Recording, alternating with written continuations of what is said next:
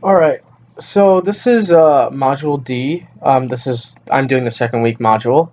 And I decided to do the relational schemas theory. I thought this theory was very kind of relatable to phenomenology. I really liked how they talk how in your lecture you talked about the four families. My family personally is pluralistic, and I picked a video. I used The Office. It's very hard to pick a video based on um, kind of the overall specificity of it. Like, oh, jeez, I'm sorry, excuse me, it's not the correct word.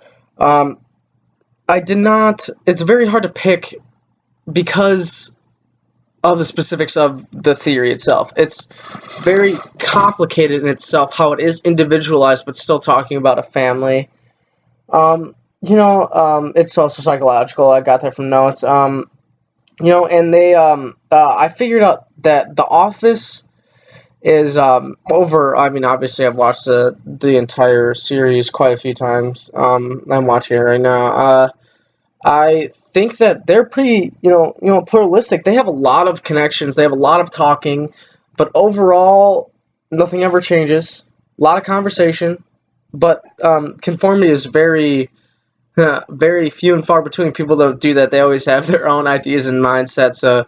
You know, Jim messes with Dwight. Dwight messes with Jim. Michael's an idiot. Stanley's cranky. Like everyone is different. Every character on the show is different, and they do revolve with each other almost around the same object, but they're never conforming to each other's ideas, or they do conform to their ideas, but not necessarily the way they act, their personality traits. They keep very different personalities while being together constantly throughout the seasons. So I think that was my big reason. So obviously, I just picked a video from The Office just about their meetings because I think that shows I like their meetings, even though they are useless in the TV show. I think that everyone getting to talk at some point shows a lot of perspective in their office. And when you watch the episodes, when you go through them, and there's no meeting in the episode, or it's not a full-fledged episode based on a meeting. It's kind of like pieced together. It's kind of like two or three characters at a time that put together a story. And I like that they most of their meetings usually involve everyone when they're talking about something, or when they're talking about leadership in the office, or anything else, or Michael's last day. Like, they got a lot of input from a lot of different people, and it really, really, really diversified the kind of the quotes and the expressions of things, and it really, really did diversify it, and it's very different to hear things like, you can always rely on Aaron for a vaguely positive quote, or Stanley for a vaguely negative quote, or Jim for some smart alecky comment that Michael takes seriously because Michael's Michael. There's a lot of different actions and a lot of different portrayal in those episodes, in those meetings. So I decided to talk about the pluralistic approach, or not approach, family type. Oh man, I can't talk today. Whew. Um, I relate with that a lot because I feel like my family's like that. We talk, we converse about everything, but at the same time, we make our own decisions. Like I said, my parents are done fighting me. I'm 21 years old. Like, they're just not going to win anymore. As much as they think they are, things have been the way they are, and they're not going to change, and that is just the way it is. I mean, right or wrong, that is how it is. And I feel like no matter what, like I think no matter what new boss they got, like when Dwight was boss for a very previous or very short time, but before D'Angelo, very just previously of D'Angelo. He tried to change the office, and not one person supported it. And then quickly those things changed because there's certain things that just,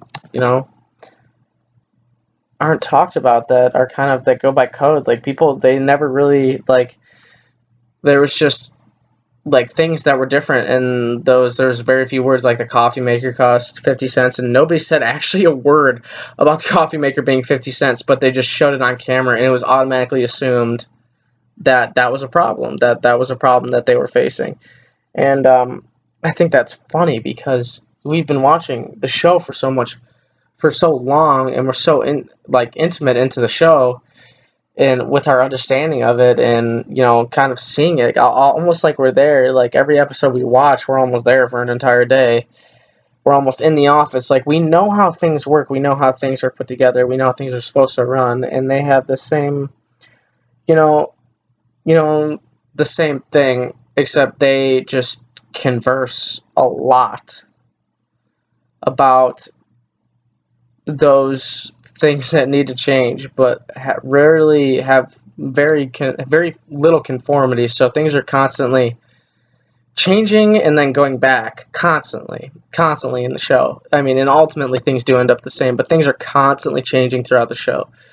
Because it's coffee maker or the fridge or whatever, like whatever you want to focus in on, it's constantly changing throughout the show. It doesn't really matter what it is, but it's constantly changing, and then it's constantly going back to the way it was originally at the beginning of the episode, usually.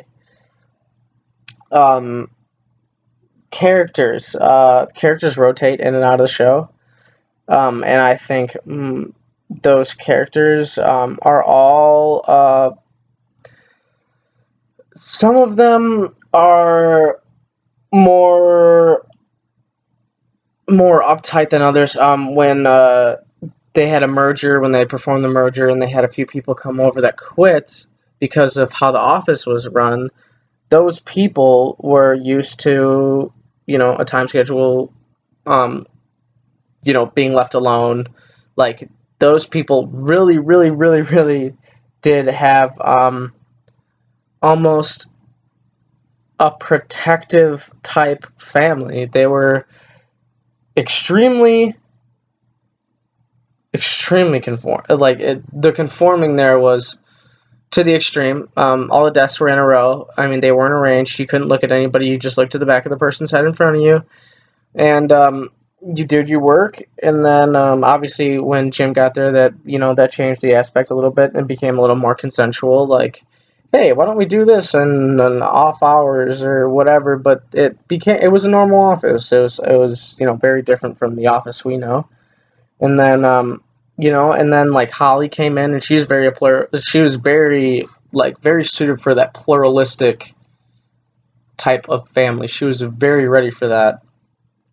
And I think that is fantastic because she was perfect for it. So as she fit in, and then they accepted her, not willingly at first, but they accepted her finally, and she became a part of the family because she was the same type, and she adhered to the type of family, but not to the people within the family. Being different is almost like your way into this family, and she, succeeded in doing that, and I think that shows, a lot about, the relational schemas theory. I think that, there's a lot of different family types, and, it's all, based on schemas. It's very individualized, script-based, based on previous knowledge. That's why, those guys, when they have meetings together, they all talk to each other. They've experienced these meetings hundreds of times, so they kind of know how things work and how their boss's mind works. So, I think that's about it.